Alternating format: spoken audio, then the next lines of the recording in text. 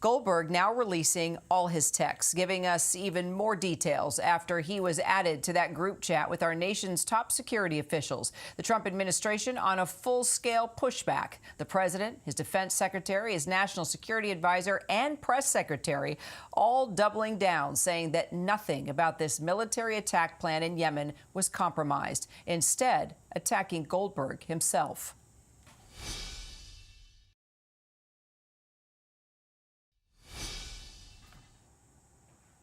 All right, we will try and get that sound back in, Jeffrey, so you can hear all of that. It was actually a string of comments from the president criticizing you on down. You've already heard it. If we can get that sound back up, I'll play it so you can respond to it. But let's get straight to you. Atlantic editor-in-chief Jeffrey Goldberg joining me now. Jeff, thank you. We just heard from SecDef Pete Hegseth from the tarmac in Hawaii. I want to play that and get your reaction. Nobody's texting war plans. Well, I noticed this morning out came something that doesn't look like war plans. And as a matter of fact, they even changed the title to attack plans because they know it's not war plans. There's no units, no locations, no routes, no flight paths, no sources, no methods, no classified information. All right, Jeff, your reaction. Hegseth said there was nothing that was classified in that group chat. What do you say? Pete Hegseth put in the group chat, not understanding that a civilian, namely me, was in the group chat, put in the group chat that the attack was about to be launched, told everybody exactly what time the planes were leaving, what times the planes were arriving at Houthi strongholds over Yemen. Obviously, information like that could put American pilots in danger. They have decided, obviously, instead of simply saying, yeah, we had a security breach and we're going to try to plug that breach and do better next time, they've decided to blame the guy who they invited into the conversation. It's a little bit strange behavior, honestly. I don't know why they're acting like this, except to think that they know how serious a national security breach it is, and so they have to deflect it and push it onto the guy, again, they invited into the chat, namely me. Mike Waltz says he's never met you, he doesn't know you, he's never communicated with you. Is all of that true? I'm just not going to comment on my relationship with Mike Waltz. I'm just not going to comment on that. Okay, all right. I'm just going to push you a little bit because I'm a journalist too, just like you. Okay. I know it's possible he could. Let me put it this way. Is there a scenario in which he could have been a source for you in the past? Oh, I'm certainly not going to, and you wouldn't either. I'm certainly not going to talk about who my sources are or are not. I just don't think that's a useful conversation for a journalist to go down. Look, I mean, it's public knowledge. There's photographs of us together at an event now. That's just out there on social media. And I've said in the past, I've met him on a number of occasions, but I'm just not going to go into my relationship or non-relationship with Mike Waltz. He's free to say whatever he wants. I suppose that he, is feeling somewhat desperate and cornered right now because he's the one who invited me into the chat. But I'm just going to leave it at that. I'm just not comfortable going down that road. Okay, I can attempt to read between the lines here. I'm not putting words in your mouth, but I don't know if I make any. I don't even know if I made any lines. But sure, go ahead. All right, but you agree he had your phone number? Well, obviously he had my phone number. He invited me into the chat. Okay. I mean, just to explain this, because I know there's all kinds of like fancy theories now about how I somehow or someone put my phone number secretly through some backdoor device into his phone. What happened was on March 11th, I received a message request from Michael Waltz, and then I accepted the request. That's how it works in Signal. Somebody who's in your phone book, if you want to move the conversation to Signal, you simply say, hey, can you meet me. Essentially, can you meet me in Signal? And they can say yes or no. I said yes because I thought Michael Waltz wanted to chat about something in Signal, obviously. I mean, I was hoping that it was him. You know, I'm always aware, as you are, any journalist is, that somebody's trying to trick you or hoax you or whatever. But I was hoping that it was actually Michael Waltz. I didn't think that much of it, honestly. But that's the sum total of what happened. He sent me a message based on the fact that my phone number was in his phone.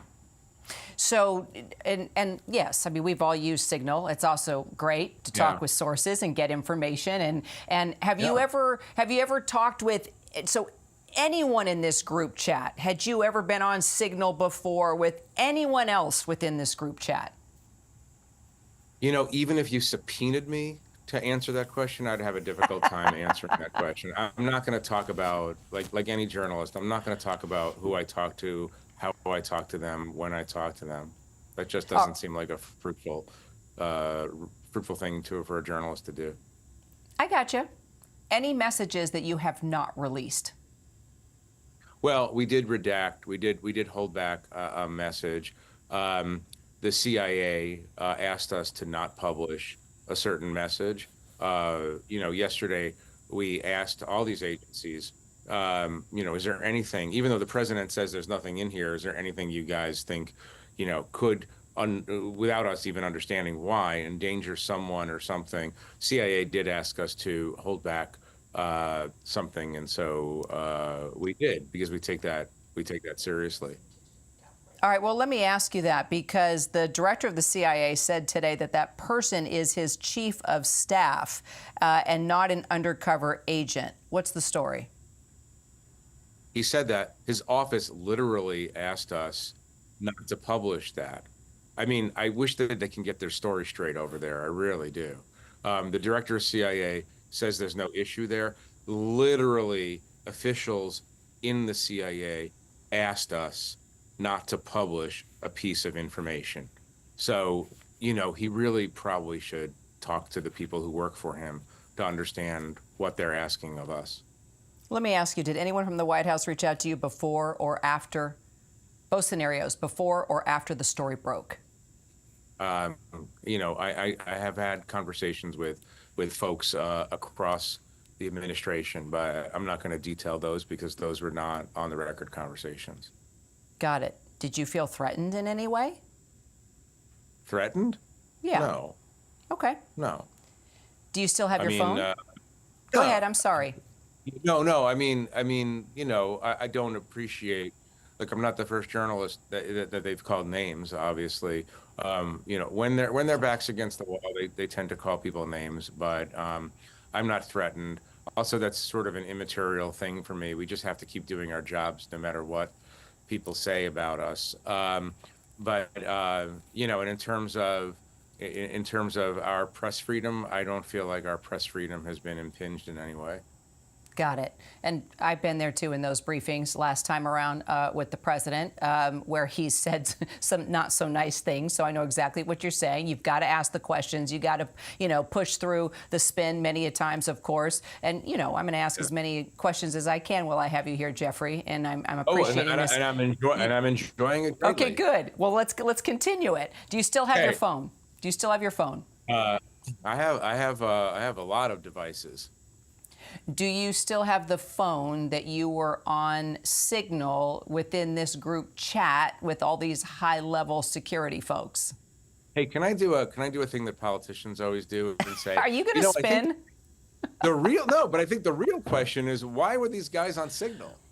I mean, like seriously, like you know, where you're asking me questions that they want you to ask. Yeah, but now you're deflecting. Now you're deflecting because I'm not deflecting. I mean, I really totally think deflecting it's the question.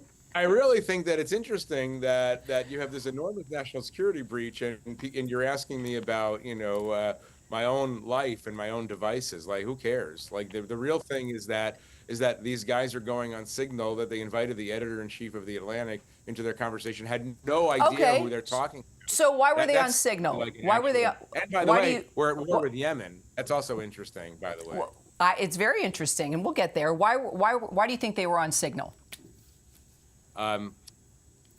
one can only speculate, but let's not forget it is convenient. When you're a federal official at that level, national security, you're really supposed to talk to people in SCIFs, which are compartmentalized, very, very safe facilities that are designed to repel the nefarious works of foreign intelligence agencies that are trying to listen to you, right? So you're supposed to be doing it in your SCIF.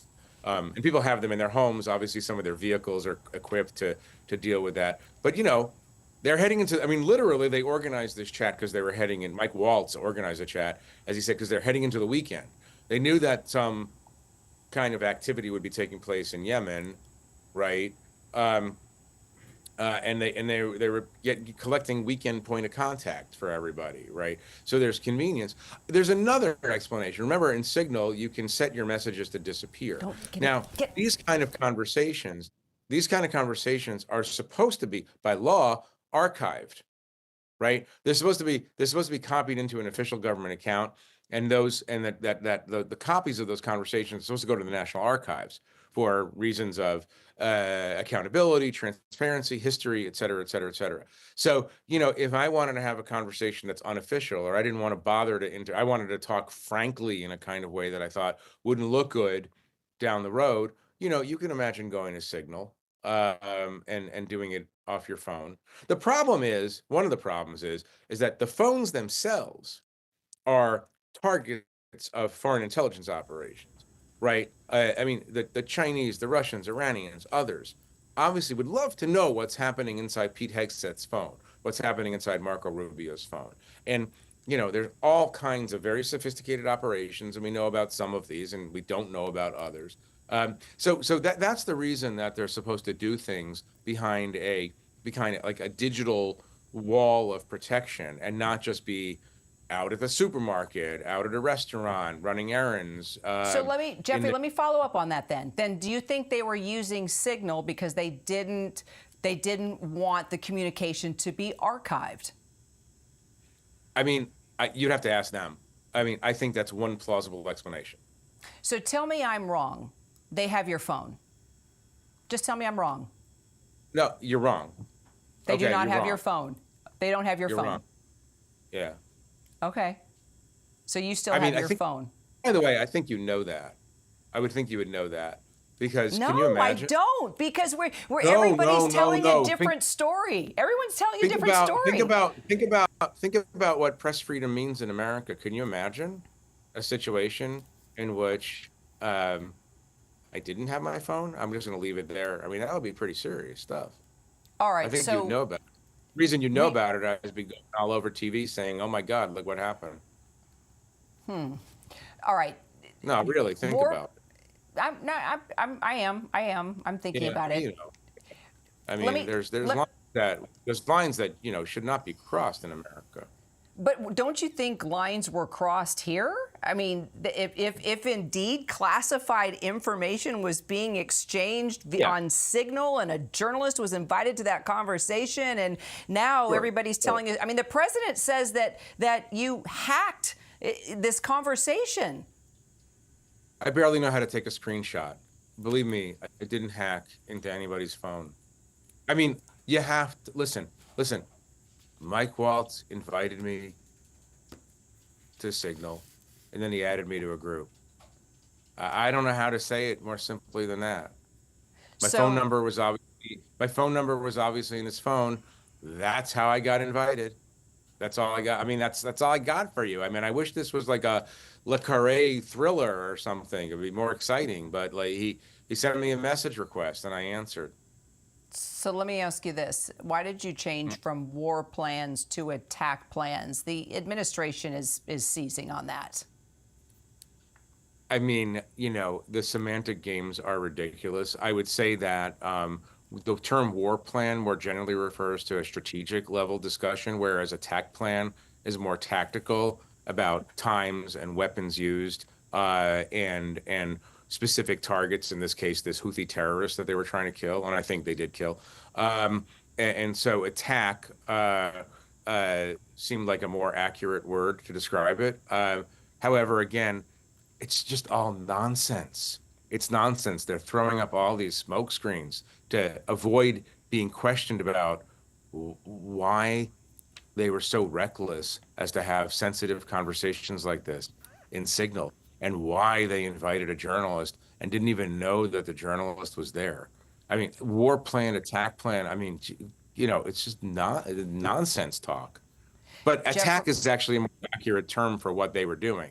War plan is like, we have a balance of power in Asia, and we're going to have to develop a strategy for countering China. Right. And Overall strategy. And that level.